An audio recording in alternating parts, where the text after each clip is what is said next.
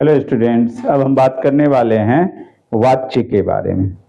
हिंदी व्याकरण में जब वाक्य में क्रिया का रूप कर्ता के, कर्म के या भाव के अनुसार हो तो हम उसे वाच्य कहते हैं। वाच्य क्रिया का वह रूप जो ये बताए कि वह कर्ता, कर्म या भाव के अनुसार है, वह वाच्य कहलाता है। अब ये कैसे? अगर वाक्य में कर्ता के अनुसार क्रिया का लिंग वचन सब कुछ है पुरुष, तो हम उसे कर्तृवाच्य कहते हैं। और यदि वही क्रिया का रूप, लिंग, वचन ये सभी अगर कर्म के अनुसार है तो कर्मवाच्य कहते हैं।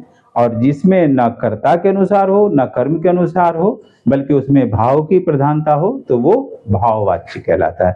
तो इस हिसाब से वाच्य भी तीन तरीके के हो जाते हैं। नंबर 1 कर्तृवाच्य, इसमें क्रिया का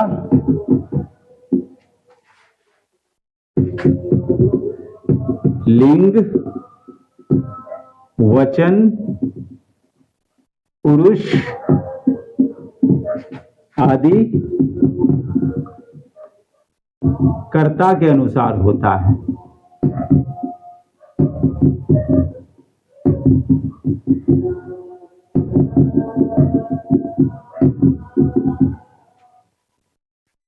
जैसे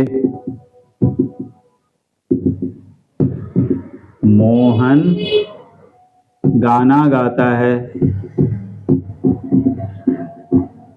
यहां है क्रिया गाता है।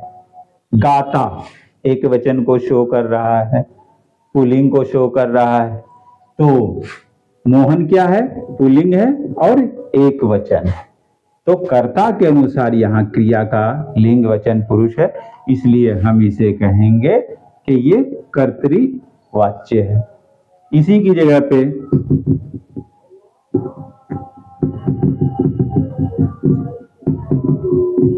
राधा खेल रही है, यहाँ खेल रही है, यहाँ पर क्रिया का रूप स्त्रीलिंग वाला है, एक वचन में है। तो यहाँ भी कर्ता एक वचन स्त्रीलिंग है, तो कर्ता के अनुसार है, अतः हम कह सकते हैं कि ये दोनों ही कर्तृवाच्य है। अब इसी की जगह पे अगर क्रिया का लिंग, वचन, पुरुष आदि यदि कर्म के अनुसार है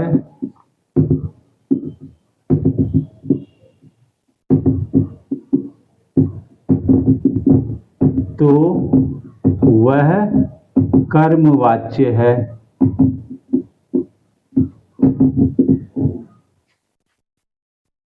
जैसे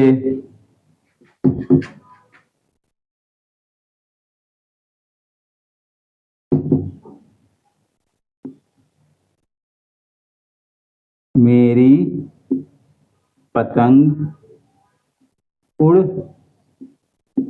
रही थी, यहां पर पतंग कर्म है और क्रिया उड़ रही थी, स्त्रीलिंग का रूप लिया है यानी कर्म का रूप लिया है। तो इसलिए हम कह सकते हैं कि ये वाच्य कर्मवाच्य है, क्योंकि यहां पर क्रिया का लिंग, वचन, पुरुष आदि कर्म के अनुसार। उसने कपड़े धोए, यहां क्रिया धोए बहुवचन को दिखा रहा है, कपड़े बहुवचन में है। तो यहां पर भी क्रिया का रूप, लिंग, वचन ये सभी कर्म के अनुसार है, तो ये कर्मवाच्य है। हम कर्मवाच्य को कर्तृवाच्य में, कर्तृवाच्य को कर्मवाच्य में परिवर्तित कर सकते हैं। जैसे ये है, मोहन गाना गाता है।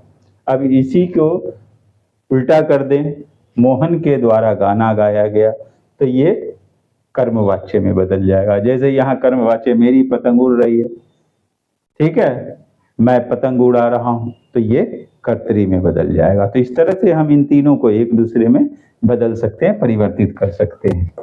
भाववाच्य, इसमें भाव की प्रधानता होती है।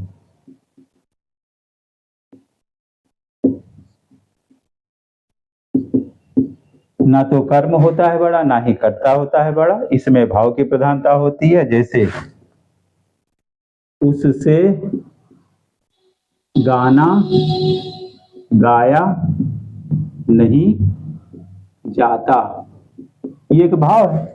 तो इसमें जिस वाक्य में सिर्फ भाव की प्रधानता हो, ना कर्ता के अनुसार हो, ना कर्म के, तो उसे भाववाच्य कहते हैं। तो ये है वाच्य। उम्मीद करता हूं आप सबकी समझ में आएगा और आप लोग इससे फायदा उठाएंगे।